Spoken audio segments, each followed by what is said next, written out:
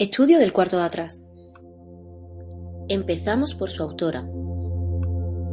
Carmen Martín Gaite nació en Salamanca en 1925 en el seno de una familia burguesa. La guerra civil marcó su vida, pues por un lado impidió que estudiase bachillerato en Madrid como su hermana y tuviese que hacerlo en el Instituto Femenino de Salamanca, y por otro el asesinato de su tío materno al principio de la guerra provocó que la familia se aislase voluntariamente en la ciudad. Durante sus estudios en la Universidad de Salamanca conoció a Ignacio Aldecoa y Agustín García Calvo y comenzó su afición por el teatro, y también en esta época comenzó a colaborar en revistas como Trabajos y Días. Tras terminar la carrera, recibió una beca para ampliar sus estudios en el extranjero y se trasladó a Cannes, donde perfeccionó el francés, se inició en la literatura francesa contemporánea y conoció un tipo de sociedad más abierta y cosmopolita. De vuelta a Madrid se reencontró con Ignacio Aldecoa, quien la introdujo en su círculo literario, donde conoció a Josefina Rodríguez, Alfonso Sastre, Juan Benet y Rafael Sánchez Ferlosio, con quien se casó en 1953. Todos estos jóvenes se agruparon en torno a la revista española y constituyeron lo que se denominó la generación del 50.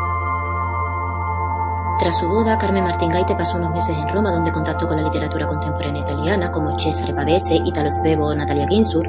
Posteriormente, el joven matrimonio regresó a Madrid y se instaló en el ático de la calle Doctor Esquerdo, que aparece en el cuarto de atrás.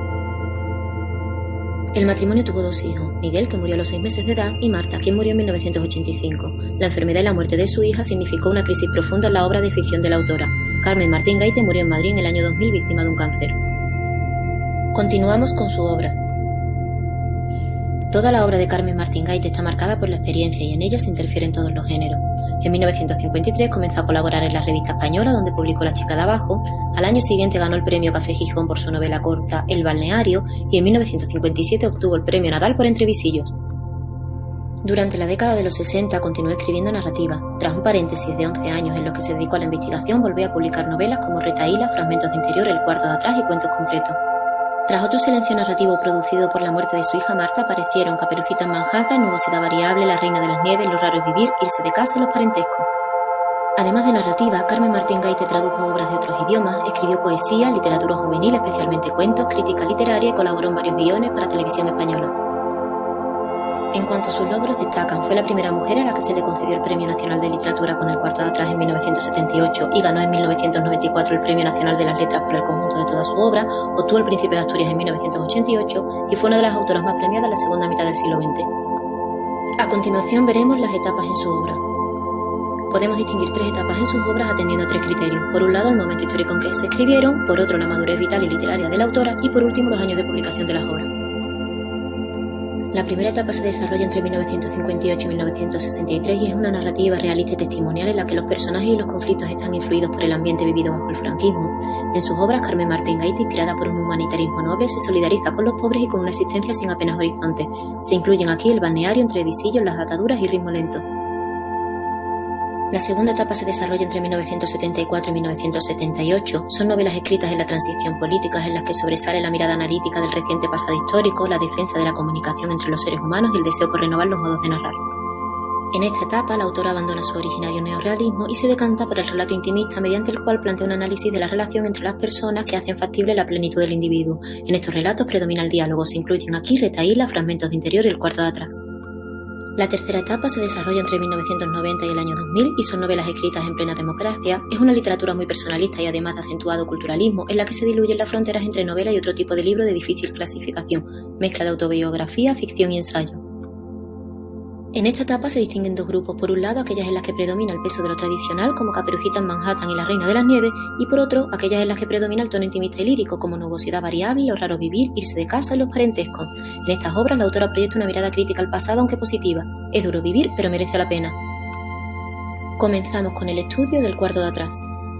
El cuarto de atrás inaugura un nuevo género absolutamente original, en el que se mezcla la novela de misterio, el libro de memorias y la reflexión sobre el propio quehacer literario. En una noche de insomnio y de tormenta, la protagonista recibe la visita de un desconocido vestido de negro, cuya identidad permanece ambigua a lo largo de todo el relato y de quien presuponemos que es periodista, ya que llega a casa de la escritora para realizarle una entrevista que previamente habían acordado. Sin embargo, la conversación es solo un recurso literario para trenzar los recuerdos de ella.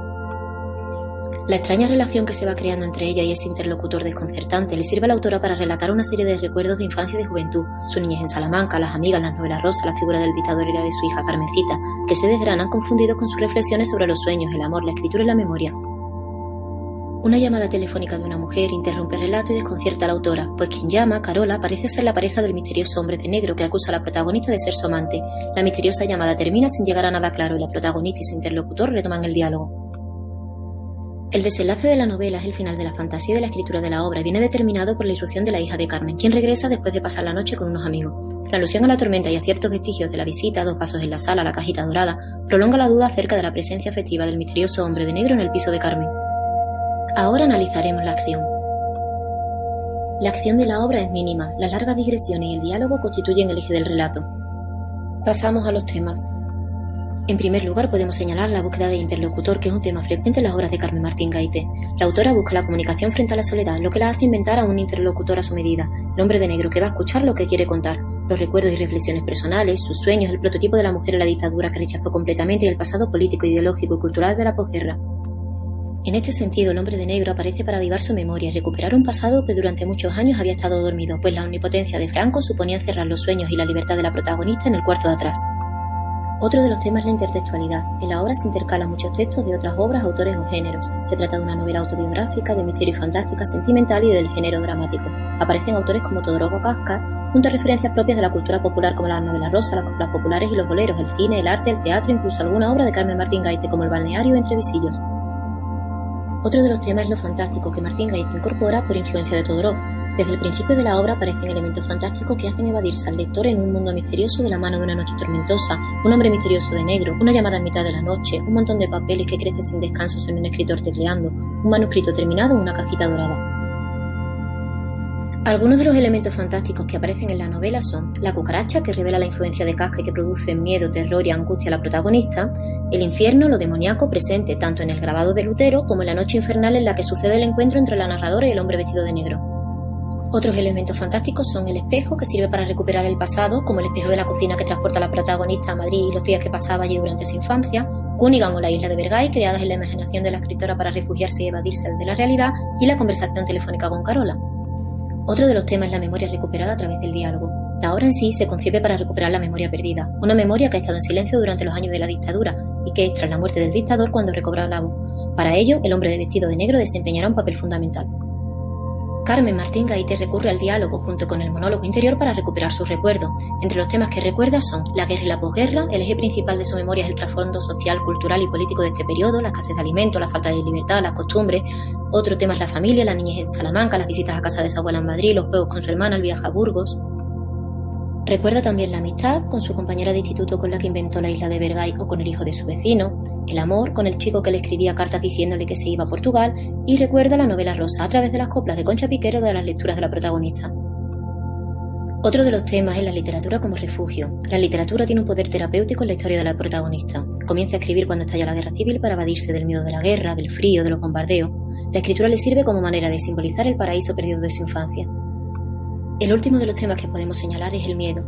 La narradora muestra sus deseos en la obra de superar sus miedos, al desorden, a la tormenta, a volverse loca.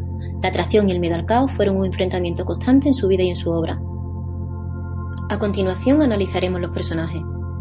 Comenzamos con la protagonista, C. Carmen es la autora, narradora y protagonista. Se presenta en el relato como C y más adelante se refiere a sí misma como Martín Gaite. Su infancia coincidió con la guerra civil y su adolescencia y juventud con una dura posguerra. La narradora nos acerca a las costumbres y la cultura popular de aquella época a través de sus recuerdos. Su personalidad la vamos descubriendo a través de sus recuerdos y de su memoria. Padece insomnio y esto la lleva a la ensoñación, a la creación literaria, que le sirve como refugio de la realidad de posguerra que la rodea. La propia protagonista confiesa: aprendí a convertir aquella derrota en literatura.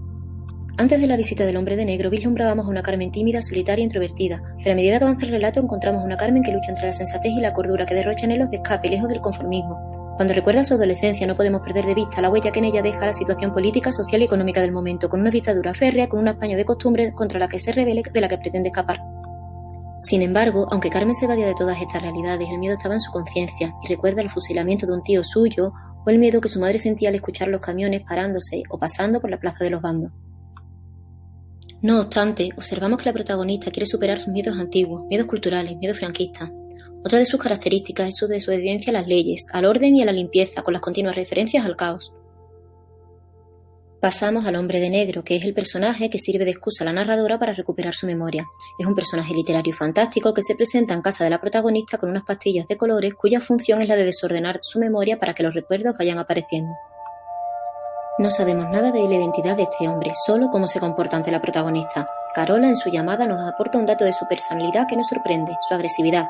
Además, nos revela su nombre, Alejandro. Hay autores que ven en este personaje características que lo relacionan con el diablo, como la negritud de sus ojos, su olor o su irrealidad, y otros que ven una especie de crisol donde se funden todos los hombres musa de la autora, especialmente los interlocutores con quienes más se relacionan en el periodo de composición de la novela, como Guillermo Delgado, Almacio Prada, Carlos Semprún o Juan José Millás. El siguiente personaje es la mujer del teléfono, Carola. Aparece en el capítulo 5 a través de una misteriosa llamada a la casa de la protagonista y nos desvela rasgos de la personalidad del hombre vestido de negro que no conocíamos y que mantiene una relación tormentosa con él. Los personajes aludidos sirven para contextualizar la obra en la época y podemos señalar entre ellos su padre, su hermana, su tío, su amiga del instituto, Franco y Carmencita Franco.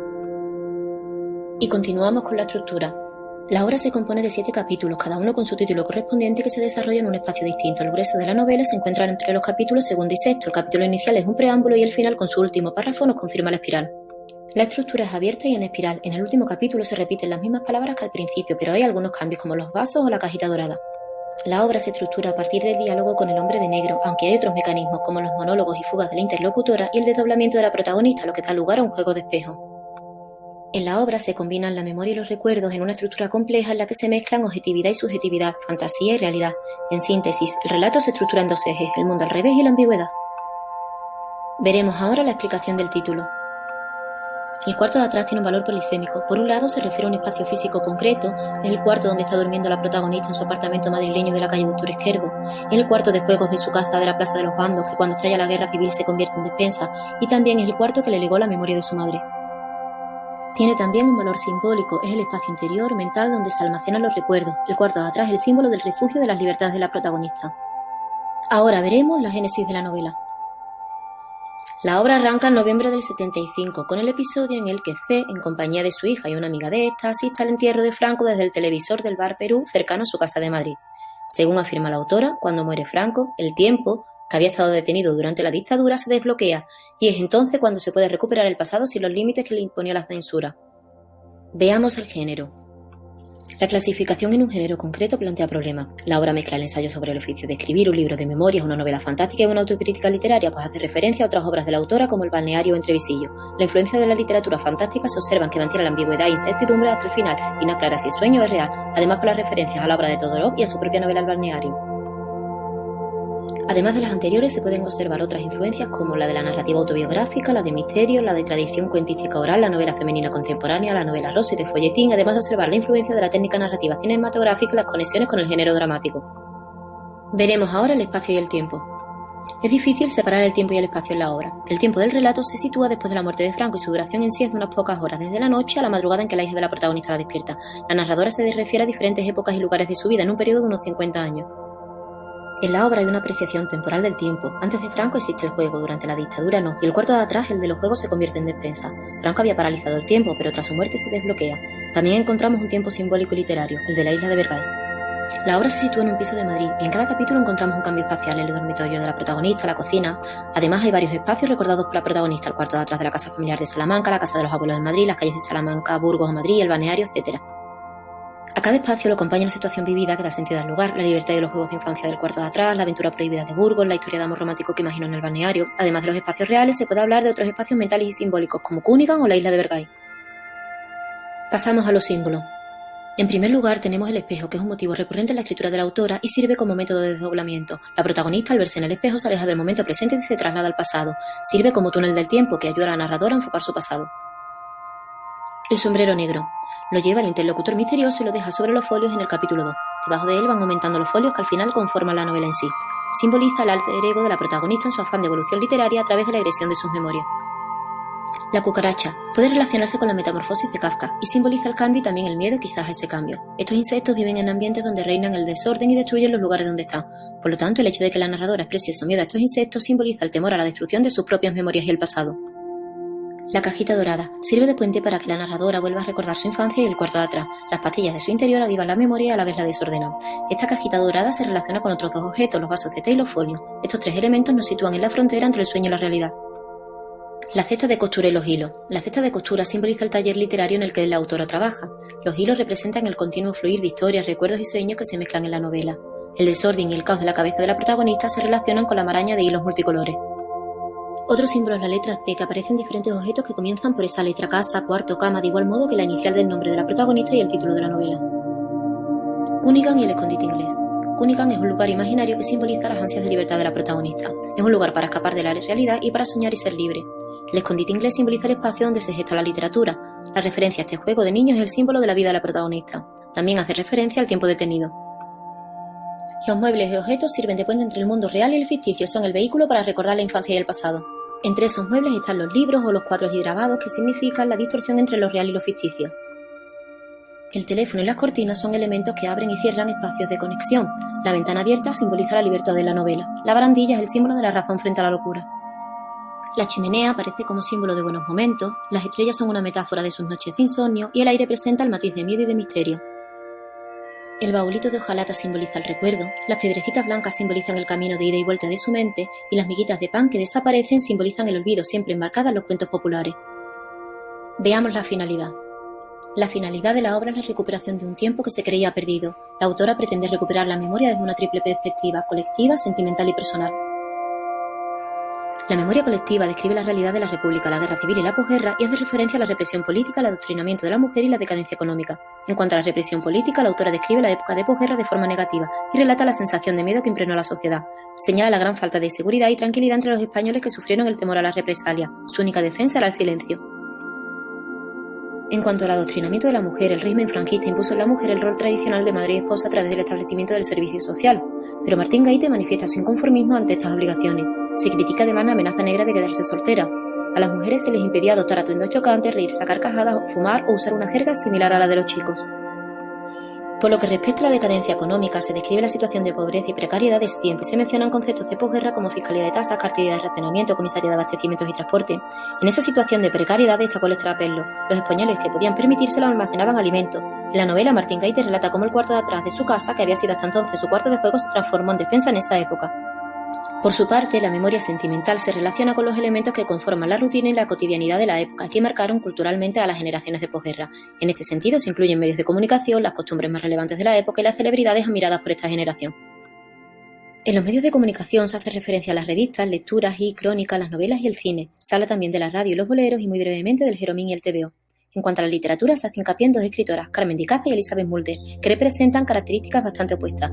Mientras que la primera era miembro de la sección femenina de la Falange, la segunda escribía novelas protagonizadas por mujeres fuertes e independientes. En la música hace referencia a Conchita Piquer y los boleros. En el ámbito cinematográfico destaca la película Rebeca. Por otro lado, las costumbres se recrean a través de acciones y objetos propios de la vida cotidiana, la cesta de costura de su abuela, las actividades que llevaban a cabo las criadas de su casa de Madrid. Se describen las profesiones de modista y peluquera. Recoge también la autora los juegos y juguetes de la época: dibujar, recortar señoritas de figurines viejos, pegar calcomanías, recortar mariquitas, etc. Por último, en las celebridades se hace referencia a las estrellas de cine norteamericanas como símbolo de libertad, audacia e ingenio representados en Diana Durbin frente a Carmencita Franco. La memoria personal se centra en los aspectos autobiográficos de la novela, que están siempre condicionados por las circunstancias históricas. Se estructura en infancia, juventud y finalmente en edad adulta. De su infancia, la autora aporta datos sobre su nacimiento y sus padres, así como los valores que le inculcaron, su casa y algunas anécdotas de este periodo. Recuerda algunos nombres del panorama político, como Azaña, Gil Robles, Lerroux, Alfonso XIII, pero como personaje fantástico. Francisco Franco fue el primer gobernante que aceptó como tal. Describe su casa de Madrid, la placita en la que se situaba y sus primeras amistades. Recuerda también las temporadas de verano que pasó en Galicia. En relación con la guerra, recoge con nitidez los bombardeos y el fusilamiento de su tío Joaquín. De su juventud, describe el viaje a Burgos con su padre y su prima para buscar el coche familiar. Recuerda a sus amigos de juventud y sus paseos y actividades por Salamanca. Narra su primer viaje sola con destino a Portugal gracias a una beca y señala su afición por el teatro y su actuación en el Teatro Liceo de Salamanca. Por último, la edad adulta se vincula a las lecturas que hace y a las obras que escribe.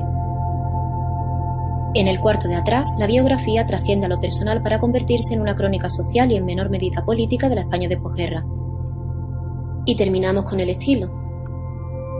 El lenguaje y el estilo de la novela pueden parecer espontáneos. Aparece un diálogo breve, escueto, que utiliza el tono del lenguaje coloquial, aunque no exento de referencias cultas. La narración evocadora toma forma de digresión o monólogo. Las intervenciones de los interlocutores de Carmen son diferentes. El discurso del hombre de negro es más sosegado, lento, con intervenciones breves y directas. El de Carola presenta un ritmo más trepidante, ágil y exaltado. Y el de su hija es un discurso mucho más natural, cercano a la realidad. En cuanto a las técnicas narrativas, aparecen el diálogo directo y la narración en forma de monólogo íntimamente ligados. Las figuras retóricas más usadas son la comparación y la metáfora.